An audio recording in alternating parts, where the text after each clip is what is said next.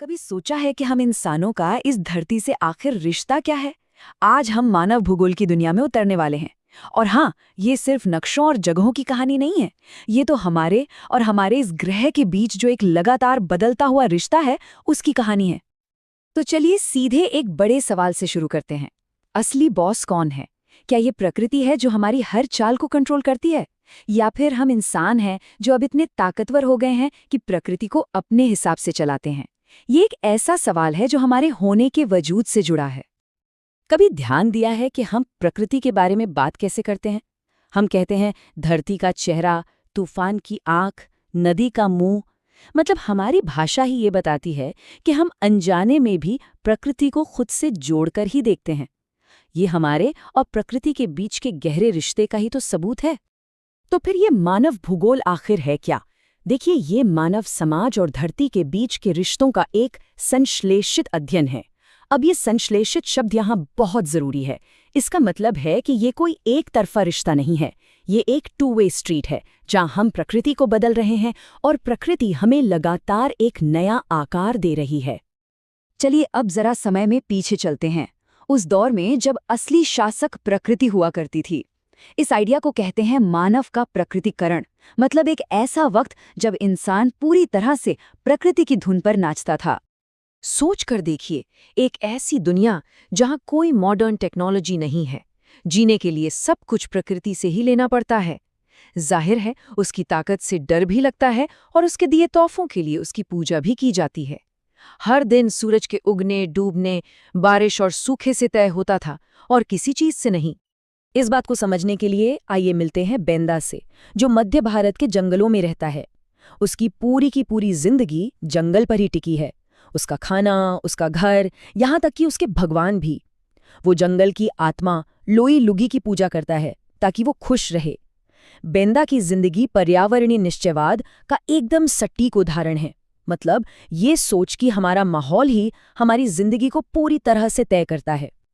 और जानते हैं, बेंदा जैसे समाजों के लिए उनका आसपास का माहौल सिर्फ एक जगह नहीं है, बल्कि वो माता प्रकृति है। एक जीती जागती शक्ति जिसका सम्मान करना और जिसे पूजना ही जिंदगी का तरीका है। लेकिन फिर सब कुछ बदल गया। कहानी ने एक नया मोड़ लिया। अब हम सिक्के का दूसरा पहलू देखने वाले हैं, प्रकृति का मानवीकरण। ये वो कहानी है कि कैसे इंसानों ने टेक्नोलॉजी की मदद से खेल के नियम ही बदलने शुरू कर दिए। यहाँ दो बिल्कुल अलग दुनियाएं हैं। एक तरफ बेंदा की दुनिया जो प्रकृति के हिसाब से चलती है, और दूसरी तरफ केरी की दुनिया जो इंसानी सोच और टेक्नोलॉजी से चलती है। और यही जमीन आसमान का फर्क हमें एक नए आइडिया की तरफ ले जाता है, जिसे कहते हैं संभववाद। तो अब मिलिए कैरी से। वो नॉर्वे में रहती है, जहां बाहर बर्फ जम रही होती है, लेकिन वो अपने ऑफिस में आराम से 23 डिग्री सेल्सियस के तापमान में काम करती है। वो ऐसे फल खाती है जो हजारों मील दूर से उसके लिए लाए गए हैं। कैरी की जिंदगी ये दिखाती है कि कैसे टेक्नोलॉजी ने हमें प्रकृति की बनाई सीमाओं को लांघने और अपनी एक अलग ही दुनिया बनाने की ताकत दे दी है। और बस यही संभववाद का मूल विचार है। ये नजरिया कहता है कि प्रकृति हमें सिर्फ मौके देती है, संभावनाएं देती है। ये तो हम इंसान हैं जो अपनी टेक्नोलॉजी और अपनी सूझबूझ से तय करते हैं कि उन मौकों का क्या करना है। और ऐसा करके हम हर जगह अपनी छाप छोड़ते जा रहे हैं। तो क्या इसका मतलब ये है कि बस दो ही रास्ते हैं? या तो प्रकृति के गुलाम बन जाओ या फिर उसके मालिक? शायद नहीं। एक तीसरा विचार भी है, एक बीच का रास्ता, जो इन दोनों के बीच एक बैलेंस बनाने की कोशिश करता है। एक ज्योग्राफर थे ग्रिफिथ्स टेलर। उन्होंने एक बीच का रास्ता सुझाया, जिसे नव निश्चयवाद कहते हैं। ये आइडिया कहता है कि ना तो हम पूरी तरह से प्रकृति के गुलाम हैं और ना ही हम उसके मालिक। एक संतुलन बनाना जरूरी है, एक समझदारी भरा रास्ता अपनाना जरूरी है। इसे समझने का सबसे अच्छा तरीका है ट्रैफिक लाइट का उदाहरण, जिसे रुको और जाओ निश्चयवाद भी कहा जाता है। लाल बत्ती का मतलब है रुको, जब प्रकृति चेतावनी दे। पीली बत्ती का मतलब है तैयार हो जाओ और हालात को समझो। और हरी बत्ती का मतलब है जाओ, लेकिन तभी जब रास्ता साफ हो और हमारा विकास टिकाऊ हो, सस्टेनेबल हो। और यही बात इस एक लाइन में छिपी है। इसका मतलब साफ है, तरक्की मुमकिन है, लेकिन आंखें बंद करके दौड़ लगाकर नहीं। हम प्रकृति पर जीत हासिल कर सकते हैं, लेकिन तभी जब हम उसके नियमों का सम्मान करें और उसकी सीमाओं के अंदर रहकर काम करें। और जब हम उन लाल बत्तियों को नजरअंदाज कर देते हैं तो क्या होता है? नतीजे हम सबके सामने हैं और काफी भयानक है। ग्लोबल वार्मिंग, ओजोन लेयर में छेद, पिघलते ग्लेशियर, ये सब प्रकृति की वही चेतावनियां हैं जिन्हें हम बहुत लंबे समय से अनदेखा करते आए हैं।